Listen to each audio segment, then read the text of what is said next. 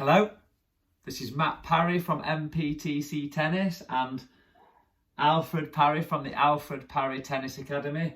It's another rainy day today, so we're back home. We've had to stop coaching this morning, haven't we, because it was too wet and too slippy to do anything properly. So we've come home and we thought the two of us would do a little bit of a video today. So the video today is going to be on the correct swing path for efficient power on ground strokes. And this is also being termed the universal swing path from Thomas from Field Tennis. So shout out to Thomas, fantastic online tennis coach. So watch his videos, they're amazing. So this is a term that he's created, the universal swing path, but for this video we're going to call it the correct swing path. And it's a swing path on the three ground strokes, so the forehand, the single-handed backhand and the two-handed backhand that all of the top players use. So once you've watched this video and I've explained how the correct swing path works, get yourself onto YouTube or onto the internet and have a watch of some slow motion clips of professional players playing, and you will see this swing path in place. So the correct way to swing a racket, so we'll start on the forehand, but it's the same on all three shots, is we always have to go outwards.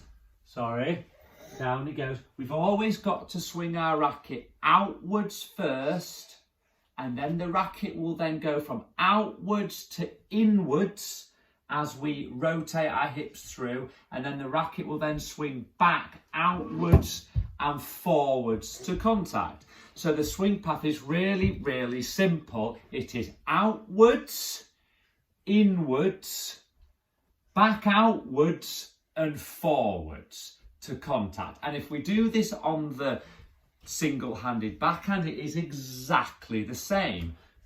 Bye, mate. It will be outwards, inwards and back out and forwards to contact. So again, on the single-hander, it would be outwards, inwards, outwards, forward to contact. Two-handed backhand, exactly the same. We will swing outwards, inwards, back outwards and forwards to contact. So if we think about that, the way I teach my players to do this is simply to imagine a circle. So instead of you swinging the racket back and forwards in this sort of straight line, you're going to work in two planes. You're going to be working outwards and forwards and backwards at the same time. So we do a circle. So the racket will go outwards in a circle, into a circle, and then back out. So you've heard the concept of a loop. And actually, it's a relatively old-fashioned term for tennis swinging, you know, take the racket back with a loop, but actually it has a lot of benefits to the modern technique. But the loop has to be not backwards but sideways. So the loop of your racket, Alfie, isn't it, is going looping out, looping in and looping back forwards to contact. So a good way of doing this, and I think Thomas from Field Tennis, he does this going around, putting a racket down and following the path of the racket, so you can go around the outer edge of the racket, inner edge of the racket and forward. But all I like to do is just draw a circle on the floor in front of you in your court. So if you've got a hard court, you can have a little bit of chalk on the floor with a circle, or if you're on a clay court, just draw it in with your finger, or if you're on a carpet court, put down one of those throw down circles.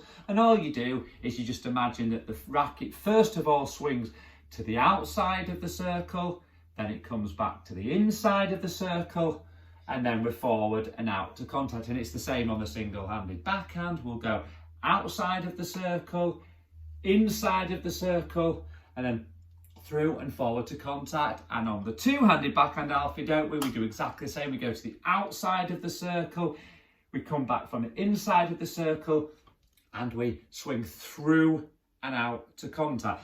So you will have heard loads and loads and loads of coaches talking about the inside out swing path, and this is what that is. This is once we have swung out and we have rotated our hips back in, the racket then will be swinging outwards. So it's an outwards swing path to the ball.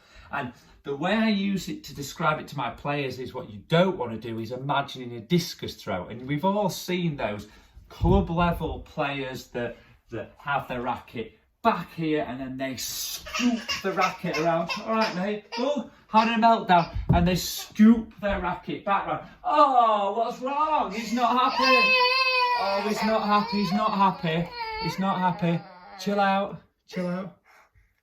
Oh, he's better. He's better. So you've all seen it. Club level players, they have the racket taken back and then they swing around like it's a discus throw. And this is actually an inside swing pass. So we're not going from inside out, we're actually going from outside in. So that's the way to think about it. You're always trying on the 3 different ground strokes to do an inside out swing path.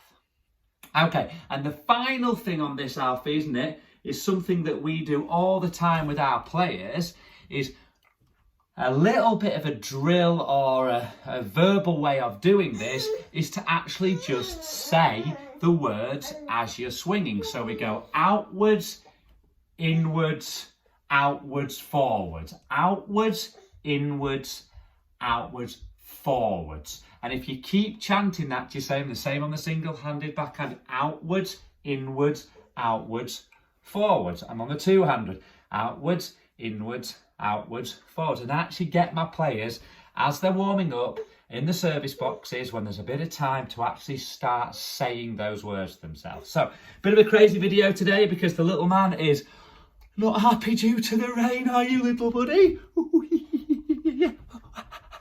So, have a good day, everybody. Hope that helps. Swing.